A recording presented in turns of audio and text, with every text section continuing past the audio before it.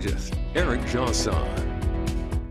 All right, we really could not ask for better weather for cruising the coast this week. Our temperatures each morning starting out in the 60s. That's about 10 degrees below normal. Our average low temperature this time of the year is 75 degrees each day this week in the lower 60s, so definitely a fall feel. Now our afternoon temperatures this week generally in the mid 80s, so maybe that's a little bit above average for our high temperature, which is about 83 for this time of the year.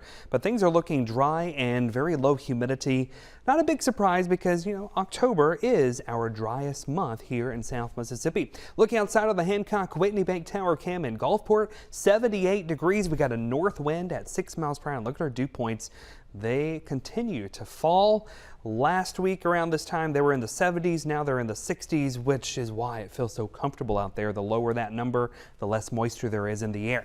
So tomorrow morning, wake up in the low 60s. During the day, we'll have a north breeze anywhere from 5 to 15 miles per hour. Our temperature is topping out into the mid 80s. As far as rain chances go, again this week, it's looking dry, so just beautiful fall-like weather for the coast. All right, so let's talk about the tropics. A lot going on, but thankfully no concerns for South Mississippi.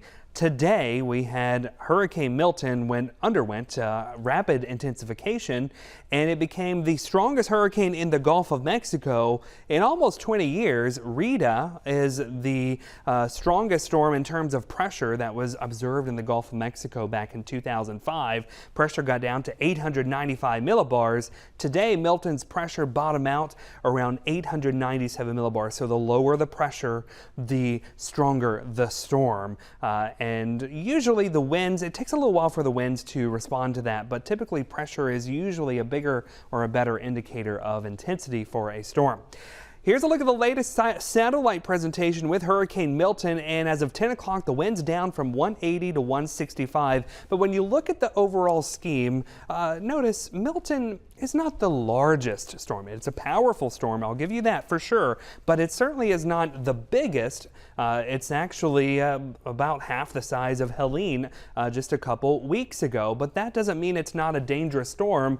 And what's going to happen over the next 24 to 36 hours, right now it's going through an eye wall replacement cycle.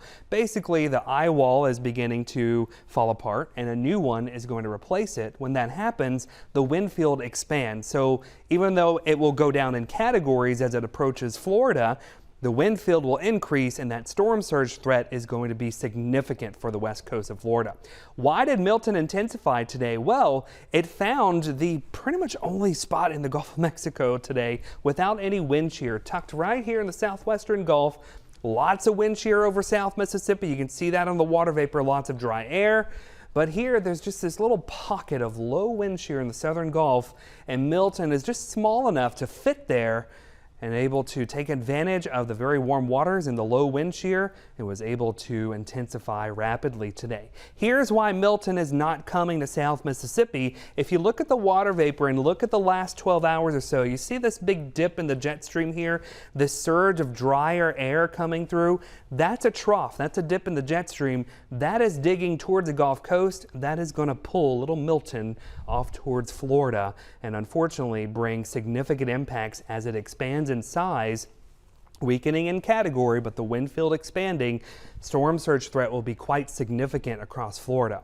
If you look at this animation, it shows the wind shear as we go into Tuesday and Wednesday. Watch the forecast cone. Watch as Milton makes its way towards the Florida coast. The wind shear does increase. That could certainly help weaken it, but still look how the wind field is expected to expand in coverage as it moves off towards the north and east.